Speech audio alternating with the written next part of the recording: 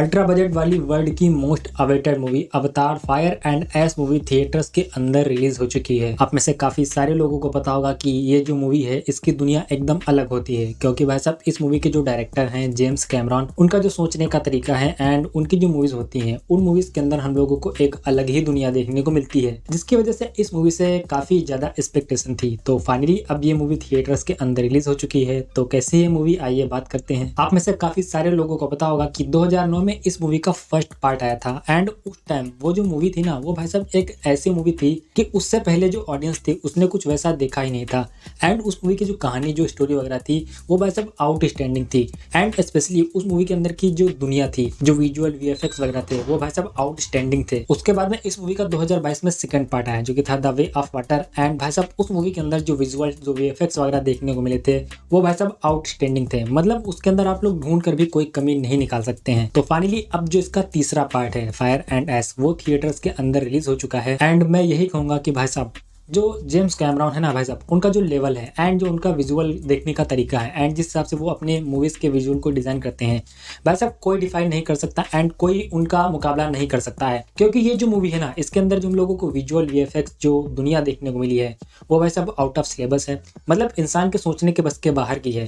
आप लोगों को इस मूवी के अंदर जो कहानी है ना, उससे देखो कोई मतलब होने वाला नहीं है। फिलहाल तो इस मूवी के अंदर की जो कहानी है, वो आप लोगों ने अगर इसका सेकंड पार्ट देखा होगा तो आई थिंक लगभग बिल्कुल सेम टू सेम वैसी स्टोरी है। थोड़ा बहुत 19-20 है, लेकिन जो स्टोरी है वो आप लोगों को एकदम सेकंड पार्ट वाली लगने वाली है। लेकिन भाई साहब जो मूवी के अंदर देखने को मिला है यार, मैं किस चीज़ की बात करूं एंड किस चीज़ की तारीफ करूं। जो भी चीज़ें दिखाई ना, जैसे कि इसका वर्ल्ड एंड जिसके कैरेक्टर्स वगैरह हैं, उनको जिस हिसाब से मेकर्स ने बनाया है, जो विजुअल एंड वीएफएक्स से तैयार किया है, वो यार आउट ऑफ सिलेबस है। मतलब जब आप लोग स्क्रीन पर देखेंगे तो देखो ये तो पता है कि ये जो बना है ये सब कंप्यूटर से बना है, ये सब वीएफएक्स सीजीआई वगैरह है, जो भी है वो सब नकली है।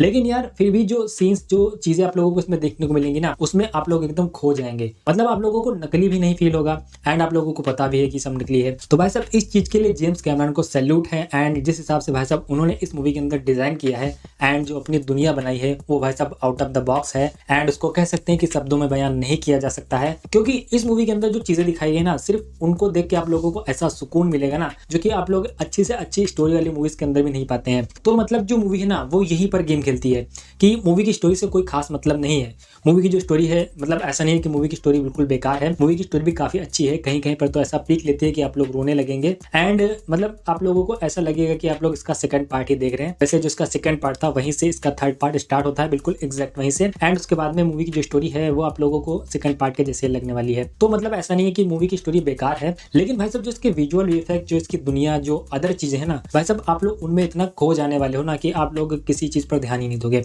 स्पेशली एक इंटरवल ब्लॉक वाला जो सीन है वो काफी इंटरेस्टिंग है। मतलब यार आउट ऑफ सिलेबस है। इसके अलावा लास्ट के 13 से 14 मिनट भाई साहब पता नहीं वो तो क्या है, क्योंकि वहां पे क्या यार, मतलब क्या ही दिखा दिया है। जो एक्शन सीक्वेंस वगैरह देखने को मिले हैं एंड जो फायर वाली हम लोगों को लोकेशंस वगैरह देखने को मिली है, वो यार आउट ऑफ द बॉक्स है। मतलब यार क्या, मतलब ऐसा भी हो सकता है। एक बार आप लोग इमेजिन करिए कि कोई ऐसा भी क्रिएट कर सकता है। अगर आप लोगों के पास में टेक्नोलॉजी है, सब कुछ है, उसके बावजूद भी आप लोगों के पास में इतना दिमाग होना चाहिए कि आप लोग ये सब चीजें बनाएं। तो देखो, अगर आप लोग इस मूवी को एज एक बेस्ट स्टोरी की वजह से देखना चाहते हो तो हो सकता है कि आप लोगों को डिसअपॉइंट फील हो। लेकिन अगर आप लोग इस मूवी को एज ए एक्सपीरियंस देखना चाहते हो तो भाई साहब नहीं मिलेगा। किसी मूवी के अंदर आप लोगों को ऐसा एक्सपीरियंस नहीं मिलेगा जैसा कि ये मूवी आप लोगों को प्रोवाइड करवाने वाली है। जो जेम्स कैमरॉन है, उन्होंने भाई साहब एक बार और करके दिखा दिया कि जो विजुअल एंड वीएफएक्स है भाई साहब कोई नहीं खेल सकता उनके बराबर का। बाकी ओवरऑल मूवी देखते हुए, क्योंकि देखो भाई साहब किसी को कुछ पसंद है, किसी को कुछ पसंद है, तो भाई साहब ओवरऑल ही देखा जाएगा ना। तो उसके हिसाब से मेरी तरफ से इस मूवी को आराम से 3.5 आउट ऑफ 5 स्टार्स। बाकी मिलते हैं किसी अगली वीडियो में।